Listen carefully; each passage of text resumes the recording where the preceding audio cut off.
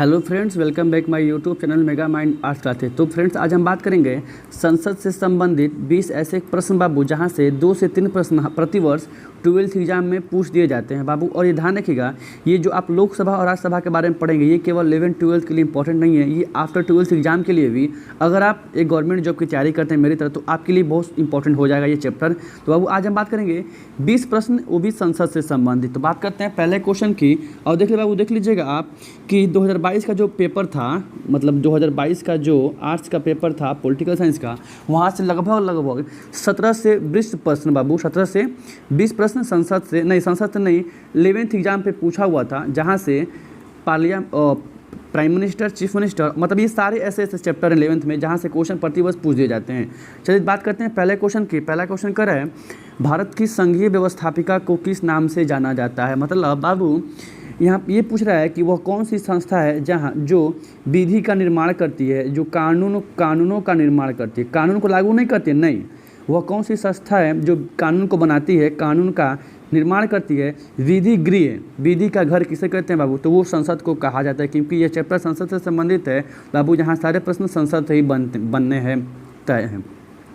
तो देख लेते हैं, पहला क्वेश्चन का आंसर हो जाएगा, भारत की संघीय व्यवस्थापिका को किस नाम से जानते हैं बाबू, तो भारत की संघीय व्यवस्थापिका को संसद के नाम से जाना जाता है। अगला क्वेश्चन देखते हैं। अगला क्वेश्चन कर रहे हैं कि 2 नंबर क्वेश्चन, भारतीय संसद के कितने सदन हैं। देख लीजिएगा, भारतीय संसद के कितने सदन हैं, तो ध्यान रखिएगा, अगर आपसे क्वेश्चन पूछ दे कि भारतीय संसद के कितने सदन हैं बाबू, तो इसके 2 सदन हैं। कौन कौन, पहला है लोकसभा, देख लीजिए, इस पहला लोकसभा है, दूसरा राज्यसभा है। क्या बोले, पहला लोकसभा, दूसरा राज्यसभा है, इसके 2 ही सदन है। और आपसे वही कह दे कि यह कितने अंग, इसके कितने अंग है, तो बाबू इसके 3 अंग है, तीसरा राष्ट्रपति हो जाएगा।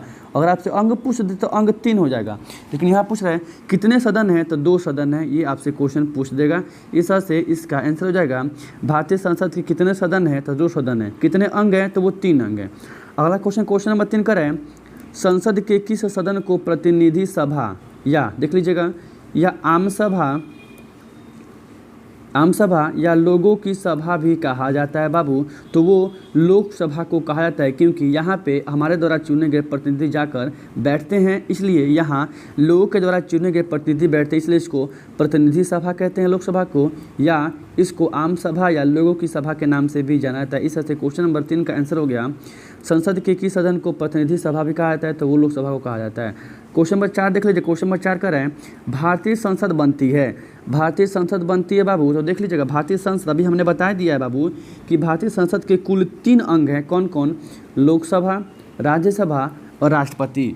और ये भारतीय संसद के 3 अंग हैं, इनसे मिलकर भारतीय संसद का निर्माण होता है। इस तरह से इसका आंसर हो जाएगा, भारतीय संसद बनती है तो लोकसभा, राज्यसभा और राष्ट्रपति के मिलने से बनती है। इसका आंसर ऑप्शन 4 हो जाएगा।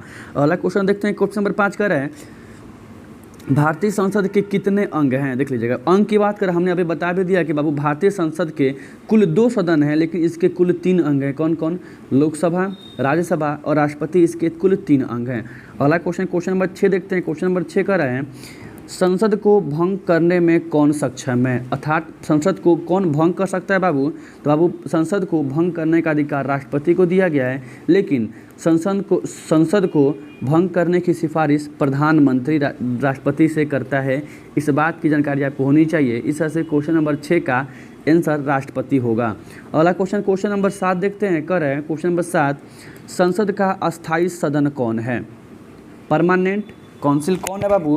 देख लीजिएगा, संसद का अस्थायी सदन आपका राज्यसभा है, क्योंकि राज्यसभा कभी भी भंग नहीं होती है। पहली बात ये, क्योंकि बाबू इसके 1/3 मेंबर प्रति 2 वर्ष के बाद अवकाश ग्रहण कर लेते हैं, जिससे फिर से इसकी सीटें भर जाती है। इस तरह से यह कभी भी खाली सीट नहीं बच पाता है, इसलिए कभी भी भंग नहीं होता है, इसलिए इसको अस्थायी सदन या इसको उच्च सदन के भी नाम से जाना जाता है। इस तरह से क्वेश्चन नंबर 7 का आंसर हो गया कि संसद का अस्थायी सदन कौन है, तो अब संसद का अस्थायी सदन राज्यसभा है, जिसको उच्च सभा या विशेषज्ञ सभा की भी संज्ञा दी जाती है। अगला क्वेश्चन नंबर 8 कर है, किसे संसद का अभिन्न अंग कहा जाता है। हमने बता दिया है, संसद और राज्यसभा, लोकसभा और राष्ट्रपति से मिलकर बनती है। और बाबू राष्ट्रपति संसद का अभिन्न अंग कहा जाता है, क्योंकि राष्ट्रपति संसद में बैठता है, संसद की कार्रवाइयों में भाग लेता है, लेकिन कभी भी संसद में वोट नहीं देता है, मत देने का इसको अधिकार नहीं दिया गया है। इस तरह से क्वेश्चन नंबर 8 का आंसर हो जाएगा संसद का अभिन्न अंग राष्ट्रपति को कहा जाता है। क्वेश्चन नंबर 9 करें विधेयक। देखिए ये विधायक नहीं है, ये विधेयक है। करें विधेयक संबंधी गतिरोध को दूर करने के लिए संसद का संयुक्त बैठक अर्थात ज्वाइंट सेशन कौन बुलाता है बाबू? ध्यान रखिएगा, पहला आपसे क्वेश्चन ही पूछा हुआ है संविधान का अनुच्छेद 108 का संबंध किससे? देख लीजिएगा। तो बाबू संविधान का अनुच्छेद 108 के तहत जब भी विधेयक संबंधी अड़चनें संसद में आती है तो संविधान के अनुच्छेद 108 के तहत राष्ट्रपति संसद का संयुक्त बैठक बुलाता है। इस बात का आंसर, इस क्वेश्चन का आंसर राष्ट्रपति होगा। और अगर वही अनुच्छेद पूछ दे कि किस अनुच्छेद के तहत, बाबू अनुच्छेद 108 के तहत ये क्वेश्चन आपसे एग्जाम में पूछा हुआ है, ध्यान रखिएगा। अगला क्वेश्चन नंबर 10 देखते हैं। क्वेश्चन नंबर 10 का है संसद के दोनों सत्र का छात्रावासन कौन करता है? देख लीजिएगा, जब भी आपसे बात करेगा संसद का प्रत्येक वर्ष छात्रावासन कौन बुलाता है बाबू? तो राष्ट्रपति ही बुलाता है। राष्ट्रपति संयुक्त बैठक भी बुलाता है और छात्रावासन भी करता है, लेकिन संयुक्त बैठक का उल्लेख संविधान का अनुच्छेद 108 में किया गया है। यह आपसे क्वेश्चन एग्जाम में बना हुआ है। देखते हैं अगला क्वेश्चन नंबर 11। क्वेश्चन नंबर 11 कर है राष्ट्रपति द्वारा राज्यसभा में कितने लोगों को मनोनीत किया जाता है? ध्यान रखिएगा, पहले आपसे क्वेश्चन ये आपसे पूछेगा कि राज्यसभा के लिए राज्यसभा में अधिकतम सीटें कुल कितनी तय की गई हैं? तो 250 तय की गई है, पहला क्वेश्चन ये। और बाबू ये 250 राज्यसभा के लिए और लोकसभा के लिए 552 है। लेकिन यहाँ से आपसे क्वेश्चन पूछ रहा है कि इस 250 में राष्ट्रपति कितने लोगों को मनोनीत करता है? तो बाबू वो 12 लोग होते हैं। इस तरह से क्वेश्चन नंबर 11 का आंसर हो जाएगा राष्ट्रपति द्वारा राज्यसभा में कितने लोगों को मनोनीत किया जाता है? आंसर होगा 12 लोग। अब सुन लीजिए, ये 12 लोग बाबू कौन कौन होते हैं? पहली बात, ये 12 लोग बाबू साहित्य के क्षेत्र में, विज्ञान के क्षेत्र में या कला के क्षेत्र में विद्वानता हासिल किए होते हैं और इनका चुनाव राष्ट्रपति नहीं करता है, इन्हें डायरेक्ट मनोनीत करके संसद में बैठा दिया जाता है। इनका चुनाव अलग से नहीं होता है, राष्ट्रपति देखता है ऐसे हमारे भारत देश में ऐसे कौन कौन से लोग हैं जिन्हें विद्वानता हासिल है साहित्य, कला और विज्ञान के क्षेत्र में। और राष्ट्रपति राज्यसभा में 12 लोग। वही कहा जाए आपको लोकसभा में बाबू, तो लोकसभा में राष्ट्रपति मात्र 2 लोगों को मनोनीत करता है और वो बाबू 2 लोग एंग्लो इंडियन होते हैं, आंग्ल भारतीय होते हैं। और आपसे यही क्वेश्चन पूछते हैं कि राष्ट्रपति संसद में कुल कितने लोगों को मनोनीत करता है? तो 12 दूनी 14 लोग। लेकिन वही पूछ दे राज्यसभा में तो 12 लोग, लोकसभा में तो 2 लोग। चलिए देखते हैं क्वेश्चन नंबर 12 करें राज्यसभा की अधिकतम सदस्यों की संख्या कितनी हो सकती है? अभी बता भी दिए हैं, अधिकतम सीटें कुल कितनी तक की गई हैं? 250 सही आंसर है। क्वेश्चन नंबर 13 देखते हैं। क्वेश्चन नंबर 13 करें राज्यसभा का पदेन सभापति कौन होता है? देख लीजिए, ये क्वेश्चन 2022 का पेपर में पूछ दिया है, अब ये क्वेश्चन नहीं पूछेगा, लेकिन सुन लीजिए प्रतिवर्ष पेपर प्रीवियस दोहराता है, हो सकता है क्वेश्चन फिर से आ जाए, ठीक है ना, ध्यान रखें। ऐसे ऐसे लेवल का क्वेश्चन अब बनना शुरू हो गया है। क्वेश्चन नंबर 13 करें राज्यसभा का पदेन सभापति कौन होता है? बाबू राज्यसभा का पदेन सभापति उपराष्ट्रपति होता है बाबू। और वर्तमान में भारत के उपराष्ट्रपति जगदीप धनखड़ हैं। कौन धनखड़ हैं? जगदीप धनखड़ हैं। ये भी क्वेश्चन एग्जाम में बनना तय है कि वर्तमान में भारत के उपराष्ट्रपति कौन है? तो वर्तमान में भारत के उपराष्ट्रपति जगदीप धनखड़ हैं, ध्यान रखिएगा। और यह राज्यसभा के पदेन सभापति होते हैं, जिस तरह से लोकसभा का मुखिया प्रधानमंत्री होता है। अगला क्वेश्चन देखते हैं। क्वेश्चन नंबर 14 कर है राज्यसभा के लिए सदस्यों की न्यूनतम आयु कितने वर्ष होनी चाहिए? अगर आप चाहते हैं बाबू राज्यसभा का मेंबर बनना, राज्यसभा का चुनाव लड़ना, तो आपका उम्र कितनी वर्ष होनी चाहिए? मिनिमम कितनी वर्ष बाबू? आंसर होगा 30 वर्ष, क्योंकि लोकसभा के लिए 25 वर्ष है, राज्यसभा के लिए 30 वर्ष है, राष्ट्रपति के लिए 35 वर्ष है और प्रधानमंत्री के लिए 25 वर्ष है। इस बात की जानकारी आपको होनी चाहिए। इस तरह से क्वेश्चन नंबर 14 का आंसर हो गया 30 वर्ष। क्वेश्चन नंबर 15 करें लोकसभा के लिए सदस्यों की न्यूनतम आयु कितनी वर्ष होनी चाहिए? हमने अभी बता दिया है 25 वर्ष होनी चाहिए। अभी क्या बोले हम? 25 वर्ष होनी चाहिए। इस तरह से क्वेश्चन नंबर 15 का आंसर हो गया 25 वर्ष होनी चाहिए। अगला क्वेश्चन देखते हैं। Question number 16।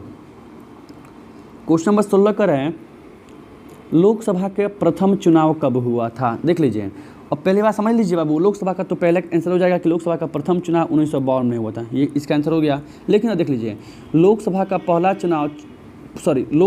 प्रथम चुनाव 489 सीटों पे हुआ था। कितना? 489 कुल इतनी सीटें थी इस भारत का प्रथम आम चुनाव में, जिसमें कांग्रेस को मात्र कुल 364 सीटें प्राप्त हुई। अभी हम क्या बोलें, लोकसभा का जो प्रथम आम चुनाव 1952 में हुआ था, भारत का पहला लोकसभा का चुनाव, इस चुनाव में कुल 489 सीटें तय की गई थी, जिसमें कांग्रेस पार्टी को मतलब कांग्रेस को 364 सीटें प्राप्त हुई। और बाबू, वर्तमान का जो भारतीय जनता पार्टी है, जिसको बोलते हैं भारतीय जनसंघ, उस समय बोलते थे भारतीय जनसंघ, उसको मात्र 3 सीटें प्राप्त हुई थी। इस तरह से ध्यान रखिएगा कि इतनी स्थिति दयनीय थी उस समय अन्य पार्टियों की कांग्रेस के सामने, आप देख ही सकते हैं। क्वेश्चन नंबर 16 का आंसर हो जाएगा लोकसभा में प्रथम आम चुनाव 1952 में हुआ। देखते हैं अगला क्वेश्चन कर रहे हैं, लोकसभा की अधिकतम सदस्य संख्या कितनी हो सकती है। अभी हम बता दिया बाबू कि लोकसभा की अधिकतम मेंबरशिप सदस्य संख्या 552 हो सकती है। और बाबू, इस 552 में राष्ट्रपति 2 आंग्ल भारतीयों को मनोनीत करता है। आंग्ल भारतीय का देख लीजिए इधर, आंग्ल भारतीय का मतलब हुआ कि ऐसे अंग्रेज जो भारत जब आज़ाद हुआ तो आज़ादी के बाद भारत में रह गए और भारतीय नारी से शादी करके भारतीय बन गए, उसे आंग्ल इंडियन या एंग्लो इंडियन कहा जाता है। ध्यान रखिएगा। चल देखते हैं अगला question, question number 18। Question number 18 कर है कि राष्ट्रपति लोकसभा में कितने ये अंगल नहीं है, ये अंगद नहीं है, ये आंग्ल भारतीय है। करे राष्ट्रपति लोकसभा में कितने आंग्ल भारतीयों को मनोनीत करता है। हमने अभी बता दिया है कि लोकसभा की अधिकतम सदस्य संख्या 552 है, जिसमें से 2 लोगों को राष्ट्रपति मनोनीत करता है। इस तरह से क्वेश्चन नंबर 18 का आंसर हो गया, राष्ट्रपति लोकसभा में कितने आंग्ल भारतीयों को मनोनीत करता है, तो वो 2 आंग्ल भारतीयों को मनोनीत करता है। और इस बात का उल्लेख संविधान का अनुच्छेद 331 में किया गया है। इस बात की जानकारी आपको होनी चाहिए। अगला क्वेश्चन, क्वेश्चन नंबर 19 कर रहे हैं, लोकसभा के प्रथम अध्यक्ष कौन थे। देख लीजिएगा, लोकसभा के प्रथम अध्यक्ष पूछ रहे हैं बाबू। और बाबू, लोकसभा के प्रथम अध्यक्ष जीबी मालगवांकर थे, जिसको बोलते हैं गणेश वासुदेव मालगवांकर। क्या बोलते हैं? गणेश वासुदेव मालगवांकर थे। ये क्वेश्चन आपसे पूछा हुआ है कि लोकसभा के जो प्रथम अध्यक्ष हैं वो गणेश वासुदेव मालगवांकर हैं। क्वेश्चन नंबर 20 कर रहे हैं, देखते हैं क्वेश्चन नंबर 20। क्वेश्चन नंबर 20 कर रहे हैं, राज्यसभा को भंग करने का अधिकार किसे। हमने अभी बता दिया है कि यह एक अस्थाई सदन है जो कभी भी भंग नहीं होती है, तो फिर यहाँ भंग कौन करेगा, इसलिए इसका आंसर हो जाएगा इनमें से कोई नहीं, अर्थात किसी को भी राज्यसभा को भंग करने का अधिकार नहीं है। इस तरह से बाबू हमने आज 20 क्वेश्चन कंप्लीट कर लिया संसद से। और बाबू 20 प्रश्न हम कल पार्ट 2 का इसका जो वीडियो आएगा हम उसमें कंप्लीट करेंगे, देखेंगे वहाँ कौन कौन से ऐसे 20 प्रश्न हैं जो आपके एग्जाम के लिए बहुत इंपॉर्टेंट है। इसका 2 पार्ट आएगा। तो बाबू अगर आपको वीडियो अच्छा लगा बाबू तो वीडियो को लाइक कीजिएगा, वीडियो को लाइक कीजिएगा, सब्सक्राइब कीजिएगा मेरे चैनल को, और वीडियो को दोस्तों में शेयर कर दीजिएगा। जय हिंद, जय भारत।